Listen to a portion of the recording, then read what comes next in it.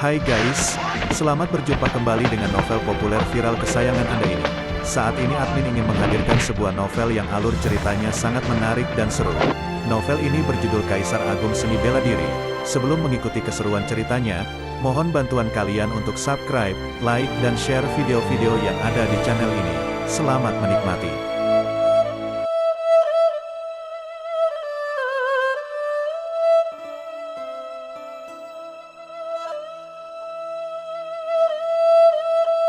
Kaisar Agung Seni Bela Diri, Bab 353, Api Roh Hijau. Di depan tablet batu yang mencatat peringkat, ekspresi para pemuda berbakat dari alam samudera bintang mulai menjadi aneh. Pada saat ini, nama yang biasanya menempati posisi pertama telah berubah, dan bintang yang selalu menduduki posisi pertama, Xingling, telah digeser ke posisi kedua. Bagaimana ini mungkin? Bagaimana dia bisa melakukannya? Ekspresi semua orang terlihat tidak percaya. Karena nama yang menduduki peringkat pertama adalah Luo Xiu. Sosok berpakaian ungu, Zhongxun, muncul di udara, memandang ke bawah ke arah para pemuda berbakat. Batas waktu 1 tahun telah habis. Berdasarkan peringkat kalian dalam kompetisi bela diri sebelum memasuki wilayah suci, 10 besar dapat memperoleh waktu latihan tambahan di dalam wilayah suci, sedangkan yang di luar 10 besar harus meninggalkan wilayah suci hari ini. Suara Zhongxun bergema di udara. Sekarang jika kalian masih memiliki waktu latihan tersisa di Istana Jalur Kebenaran, kalian dapat menukarkannya dengan sumber daya berharga dengan saya. Senior, saya ingin tahu mengapa Luo Xiu berada di atas saya. Xingling tiba-tiba berkata, selama ini, dia adalah yang diakui sebagai nomor 1 di antara generasi muda, tetapi saat ini dia diinjak-injak oleh orang lain. Bagaimana Xingling bisa menerima hal ini? Dan di antara semua orang, dia adalah satu-satunya yang berhasil melewati lantai keempat menara tanpa batas. Saya tidak memiliki kewajiban untuk menjawab pertanyaanmu. Zhongxun hanya melihat Xingling dengan dingin. Meskipun dia adalah tuan muda dari Istana Bintang Surgawi, tapi itu tak berarti sedikit pun di hadapannya. Xingling tidak melanjutkan argumennya, tetapi dia masih tidak bisa percaya bahwa Luo Xiu lebih kuat darinya. Untuk mencapai skor di atas saya, dia harus bisa melewati lantai keempat menara tanpa batas dengan cara kedua. Xingling sangat memahami kesulitan lantai keempat menara tanpa batas. Dia yang punya 4 jenis hukum pun sangat sulit untuk bisa bertahan sampai 1 jam, ditambah lagi dia juga harus membunuh 3 patriot bela diri. Xingling merasa tidak nyaman, matanya melihat ke sekeliling, mencari bayangan Luo Xiu, tetapi dia tidak menemukannya. Berdasarkan peringkat kompetisi bela diri sebelumnya, Luo Xiu bisa mendapatkan 1 bulan tambahan untuk berlatih di dalam wilayah suci. Oleh karena itu, setelah Luo Xiu berpisah dengan Ziyan, dia langsung menuju ke Istana Jalur Kebenaran untuk memanfaatkan sepenuhnya waktu bulan terakhir ini. Di Istana Jalur Kebenaran, sambil memahami jejak hukum, Luo Xiu mulai berlatih 9 perubahan api roh. Sebelumnya, sebelum memasuki wilayah suci, dia telah mencoba untuk menyatukan api menelan kekosongan dan api es. Namun pada saat itu tidak berhasil karena menyatukan 2 api yang berbeda membutuhkan beberapa proses. Sekarang dengan 9 perubahan api roh, teknik memurnikan api yang diberikan oleh Patriark Api Wu Qiu tidak lagi berguna.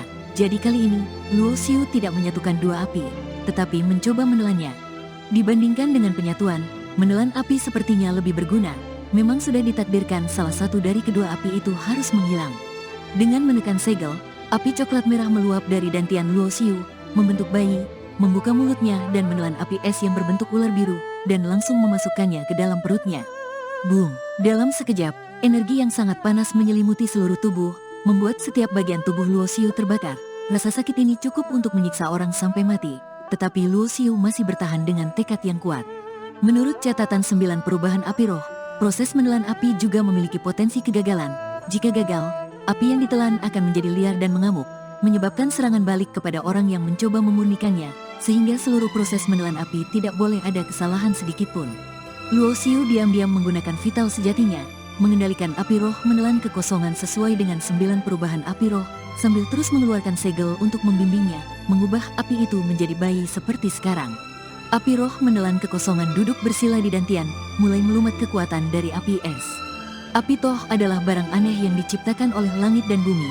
Berbagai api mengandung asal yang berbeda, dan teknik 9 perubahan api roh adalah memanfaatkan kemampuan menelan api roh menelan kekosongan untuk mengambil asal api roh lainnya. Api roh menelan kekosongan menyerap dan menelan asal api es, tetapi energi besar yang dikandung api itu akan secara otomatis tersebar, menjadi nutrisi untuk meningkatkan kultivasi. Energi murni meluap terus-menerus, dan kekuatan vital sejati Luo Xiu mulai meroket.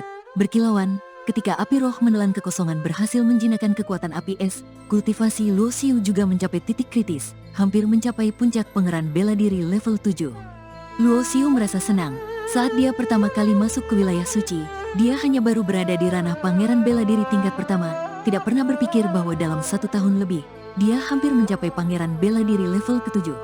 Saat melakukan meditasi dengan mata tertutup, pikiran Luo Xiu tenggelam dalam keadaan tenang, membawa energi langit dan bumi ke puncaknya, mengumpulkan energi untuk menembus batas kultivasinya. Tanpa diketahui berapa lem, hal ini berlanjut, tiba-tiba ada gelombang energi yang kuat di istana jalur kebenaran, dan karena kekurangan energi, kekuatan spiritual yang melimpah di atas wilayah suci ditarik ke arah istana jalur kebenaran. Semua energi tersedot di istana jalur kebenaran, potensi anak itu tak terbatas, ya. Tak jauh dari sana Dewi Ziyan dan penguasa surga Liu juga tersenyum sambil mengacak-acak jenggot putihnya. Dewi Ziyan mengangguk, tetapi tiba-tiba wajahnya berubah, dia punya api roh lainnya juga. Sebelumnya, dia telah merasakan bahwa Luo Xiu berhasil mencapai level pertama dari 9 perubahan api roh. Dia mengira Luo Xiu telah menelan api roh hijau, tapi sekarang dia masih merasakan keberadaan api roh hijau, yang berarti dia pasti menelan api lain sebelumnya. Di dalam istana jalur kebenaran, Luo Xiu memegang sebuah bola kristal sebesar kepala bayi. Itulah hadiah api roh yang diberikan oleh Tuan Liu kepadanya. Api roh yang tersegel di dalam bola kristal berkilau dengan cahaya biru muda, bernama api roh hijau. Dikatakan bahwa makhluk yang terbakar oleh api ini akan musnah jiwanya ditelan oleh api roh hijau ini dan tidak akan bisa bereinkarnasi. Menurut catatan 9 perubahan api roh, varian kedua adalah api kuning surgawi. Bahkan seorang patriark bela diri terkuat pun harus mundur saat berhadapan dengannya. Tapi untuk melatih perubahan kedua dari api roh, kamu harus memiliki kekuatan setara dengan patriark bela diri. Aku tidak yakin apakah aku akan berhasil.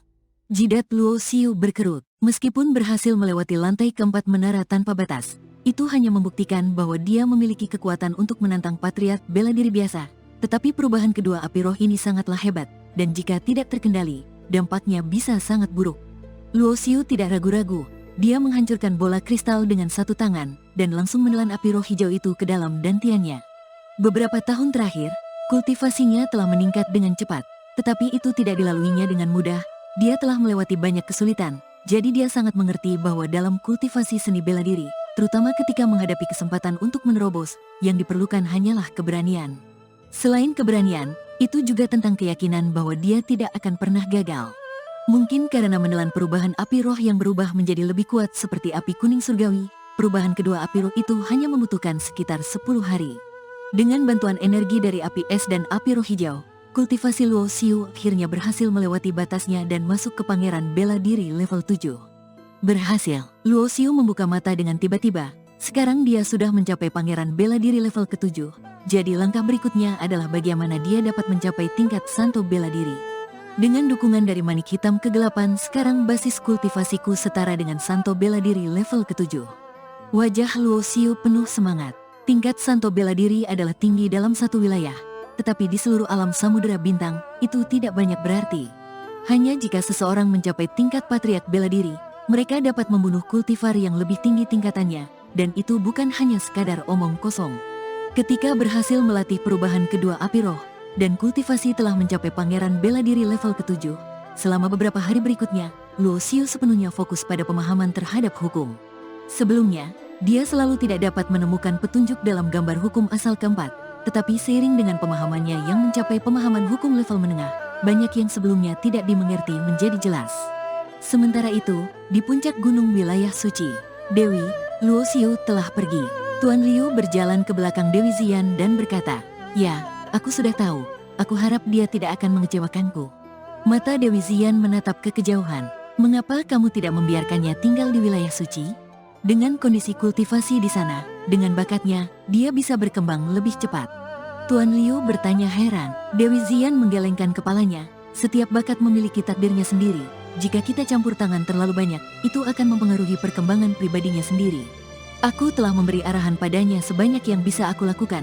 Apakah dia akan berhasil di masa depan atau tidak, itu tergantung padanya sendiri. Mungkin suatu hari nanti, dia benar-benar memiliki kemungkinan menjadi dewa. Dewi Ziyan berkata demikian. Selama berpuluh-puluh ribu tahun di alam samudera bintang, belum pernah ada bakat yang mendapat penilaian begitu tinggi seperti itu darinya. Karena bahkan di dunia menengah, dewa adalah sesuatu yang langka. dan hanya ada satu dalam 10.000 tahun, jadi memiliki kemungkinan menjadi dewa adalah bakat yang sangat luar biasa. Tetapi bagi Dewi Ziyan juga sangat jelas betapa sulitnya untuk menjadi dewa. Di wilayah alam surga misterius, ada 43 dewa, dan dewa-dewa ini lahir setelah bertahun-tahun. Beberapa dewa memiliki umur yang sudah mencapai jutaan tahun. Tingkat kesulitan untuk menjadi dewa adalah sesuatu yang tidak bisa dibayangkan oleh orang biasa. Bahkan jika seseorang memiliki bakat yang luar biasa, itu tidak berarti dia akan selalu mempertahankannya di masa depan. Mungkin setelah mencapai tingkat tertentu, potensinya habis, dan dia akan tersingkir dalam sejarah. Dan tidak semua dewa pernah menjadi dewa yang paling luar biasa. Di wilayah alam surga misterius, ada beberapa dewa yang dulunya tidak memiliki bakat yang cemerlang, tetapi kemudian dengan perlahan-lahan mengejar mereka yang dulu lebih baik dari mereka, dan kemudian melampaui mereka. Dan pada akhirnya, mereka menjadi dewa. Luo Xiu, semoga kamu beruntung. Ziyan melihat ke dalam kehampaan dan merenung.